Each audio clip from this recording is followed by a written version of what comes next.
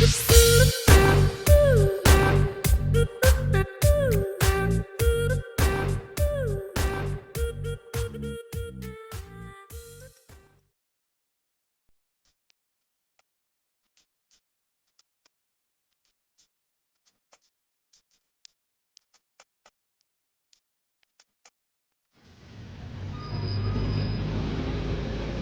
nga aldaw kenyayo apo dita. Isabela, yan. Magandang araw po mga idol. Ito meron akong ipapakilala na isang Japan Surplus dyan lang po sa mga taga Isabela. Ito yung JU Store, Japan Surplus, meron sila. Dito lang po sa Sentro Poblasyon, Kabatuan, Isabela. Ayan, maraming bikes and accessories dito. Saka mga Japan Surplus bikes. Saka meron din sila mga brand new bikes. Ayan. Halo-halo na rin po dito. Saka ito, parang one-stop shop. Ayan, may mga accessories. Ayan, mapapansin nyo, napakaraming bike dito. Ayan. Ma-condition na po yung mga bike nila dito. Lahat, halos. Lahat ng mga naka-display po dyan talagang ready to use na po. So, ang daming mga collection dito. Ayun, wow. Ayan, nakikita nyo ba yan mga idol? Yan yung mga isa sa mga paborito natin, mga foldable bike. Meron din sila talaga, ang dami. Tapos Japanese bikes, ganon. Ayan, ladies bike tawag dyan. Ayan, marami. Siya nga pala, 2.5 lang ang presyo nila sa retail niyan, ha. Tapos pag wholesale lang, 2.3, negotiable pa. Free delivery nga pala yan within Isabela lang po, ha. Ayan, tapos yung mga alloy 3K only. Ayan po, yun paborito na naman, mga foldable bikes. Ayan, ayan, may mga hybrid yan, hybrid bike. 5,000 lang ang presyo nila dyan. So yan, marami po. Mga ayan mga MTB price start 4K. Yung mga branded naman 7,000 and up. Tapos yung kanina dun sa kids bike 2K nga palang presyohan nun. Tapos lahat nga pala ng folding bike nila 2,500 ang presyohan.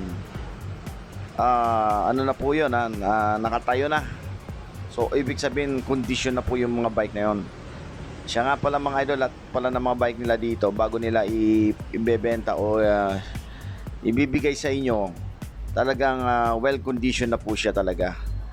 Wala na kayong asikasuhin pa. Okay na yung gulong, tapos yung iba repainted na rin. Talagang condition na. Yan, ang ganda nitong na to. MTB na to. Yan, napapansin nyo mga idol. Yan, dito lang po yan sa Japan Surplus. Isabela po yan, ha. Kaya, JU Store. 4.5 foldable bike yan, nakikita ko, alo yan. Ayan, mga idol. Yun, 2.5. Ayan, ano lang yung Japanese bike po yan. Siya nga pala, ito yung nila, bodega, Malaki nga pala yung bodega nila. Mga idol, siya nga pala, lahat ng mga kalapit dyan sa Isabela, mga bayan, mga baryo, saka yung kalapit na mga dyan, probinsya. Ito, pwede na po kayong pumunta dito mismo sa Isabela para makabili po kayo dahil open po sila sa mga wholesale at saka retail. Maganda yan kasi marami silang mga stock. Ito, makikita nyo, napakaraming stock nila dito sa Isabela. So yung mga malapit dyan na bayan, pwede na po kayo pumunta rito upang bumili ng mga wholesale. Pwede nyo po silang kontakin para malaman kung magkano mga presyohan po nila. At pasyalan nyo na rin po mga idol.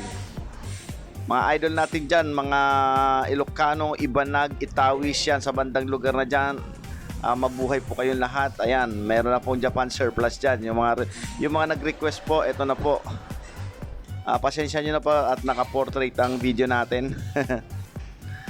So, yun. Ayan makikita nyo, dami mga Japanese bike dyan. So, yun. Maraming salamat mga idol sa panonood sa ating maiksing vlog. May pakita ko lang kung yung isang Japan Surplus, lalo na dyan po sa bandang norte na Japan Surplus. Ayan, may mga minivelo rin pala sila dito at saka mga iba pa, marami pang ibang klaseng bikes na meron sila. So marami pa po kayong mapagpipilian dito. Ayun. hybrid bike, ayan. Tapos yung mga ano nila, paninda, mura lang compare sa mga bentahan sa Metro Manila.